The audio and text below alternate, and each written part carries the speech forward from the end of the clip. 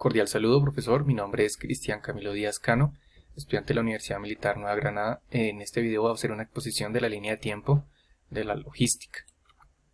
Entonces, dentro de sus orígenes, inicialmente la logística estuvo asociada básicamente a la recolección manual de alimentos y a su abastecimiento para garantizar su posterior entrega a la comunidad. Esto lo veíamos sobre todo cuando en periodos de estaciones climáticas que se requería generar el almacenamiento de ciertos alimentos para posteriormente, en el tiempo en el que no estaba disponible por condiciones climáticas, poder acceder a esto.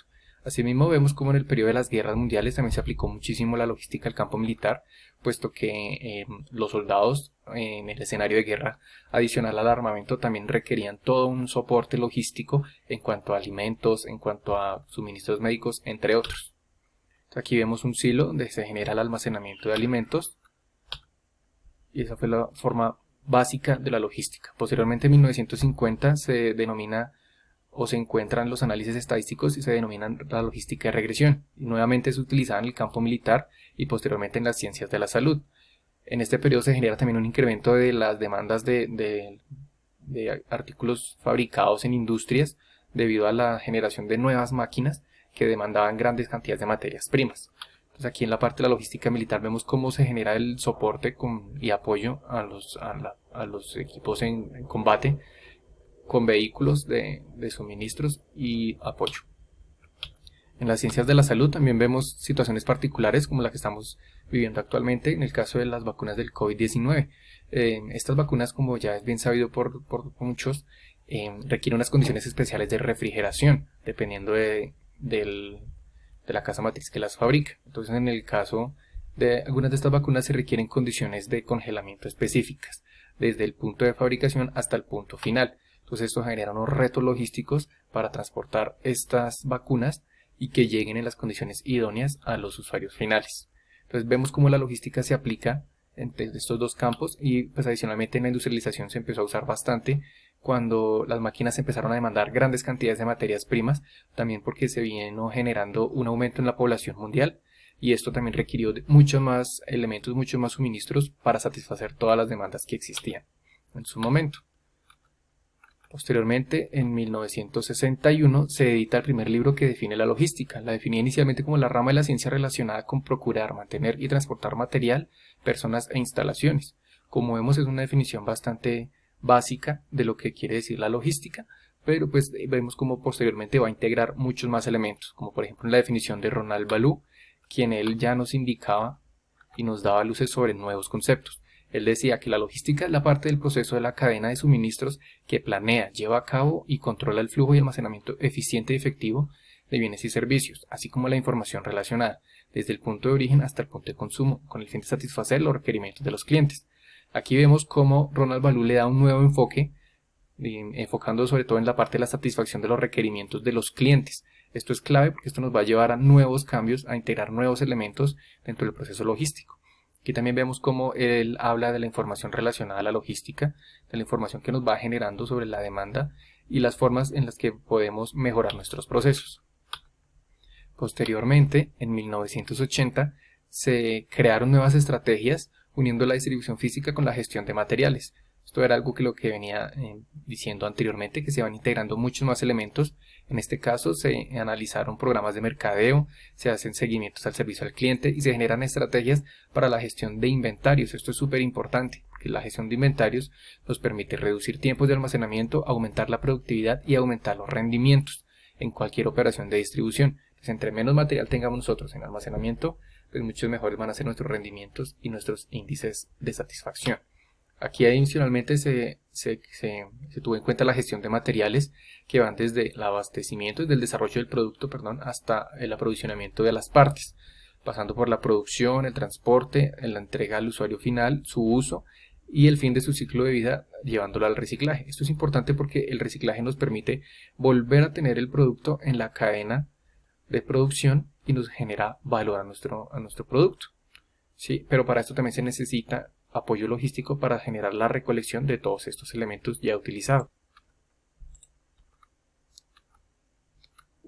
Posteriormente, entrando ya a 1900 y los años 1990 y al siglo XXI, encontramos cómo en la logística nuevamente se aplican nuevos conceptos, como la gestión de la cadena de suministros, con un enfoque en generar soluciones a clientes internos y externos, impulsando nuevas estrategias donde se incluye el MRP y la implementación de software de apoyo en los procesos. Vamos a entender un poquito qué es el MRP, Material Requirement Planning o planeación de requerimiento de materiales. Esto es aplicado a los procesos de producción donde se requiere de forma clara determinar cuáles son las necesidades, cuáles son los tiempos en los que vamos a tener que entregar nuestro producto final y así generar todo un proceso de planeación de cuándo necesito que me lleguen los suministros, de quién tiene que ser mi proveedor, cómo me tienen que llegar los elementos para yo generar un proceso productivo eficiente y que pueda cumplir con los compromisos comerciales. Asimismo, posteriormente se ingresaron los sistemas ERP, que no es más que un software que nos permite integrar todas las partes de la empresa, desde la gestión humana, los recursos humanos, la gestión de proyectos, la producción, la cadena de suministros, almacén, entre otros. Todo esto con el fin de generar unos indicadores o KPIs que nos permiten medir el desempeño de la organización y asimismo poder tomar decisiones acertadas en momentos críticos.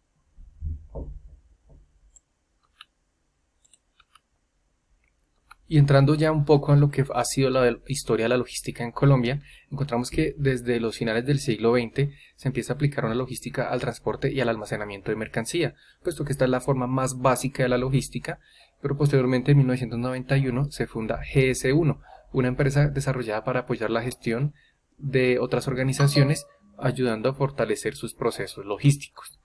Adicionalmente, a nivel internacional se empezaron a generar acuerdos comerciales como el TLC, la Comunidad Andina de Naciones, entre otros. Pero a pesar de todo esto, encontramos que existen grandes deficiencias en Colombia, sobre todo en la parte de la infraestructura. Tanto en la infraestructura terrestre, por ejemplo, aquí tenemos dos gráficos. En el primero encontramos un indicador de kilómetros por millón de habitantes de red viales arterial pavimentada. ¿Esto qué quiere decir? En caso de Colombia, que hay 205 kilómetros pavimentados por cada millón de habitantes. Es un indicador bastante malo si nos comparamos con otros países, incluso de nuestro hemisferio o de Sudamérica, como lo es Perú, Bolivia, Ecuador, Brasil. Nos damos cuenta que estamos muy por debajo de todos estos indicadores.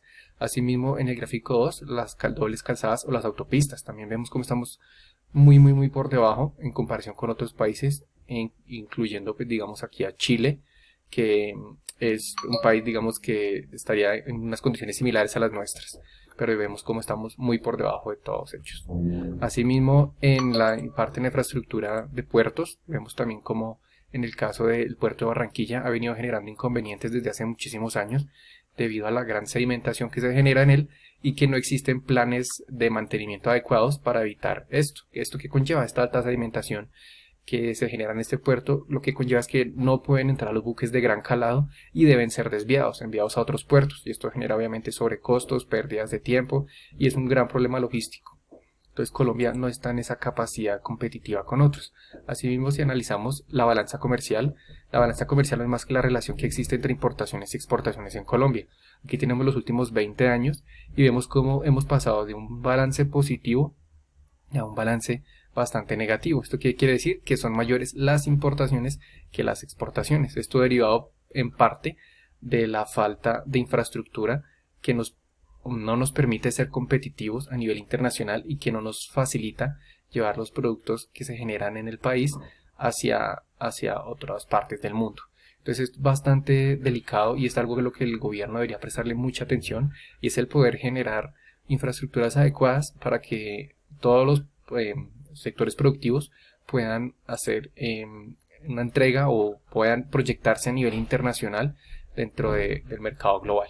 Aquí vemos que cada día vamos viendo cómo hay una mayor competitividad y vemos cómo Colombia se está quedando rezagada de todos los países.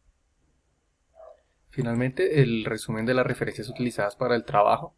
El informe de competitividad, donde estaban las gráficas de las vías de Colombia y el comparativo con otros países del mundo, y el artículo del puerto de Barranquilla y el reporte de la balanza comercial. Este reporte es dado por el DANE y el material de estudio ofertado por la Universidad Militar Nueva Granada. Muchas gracias.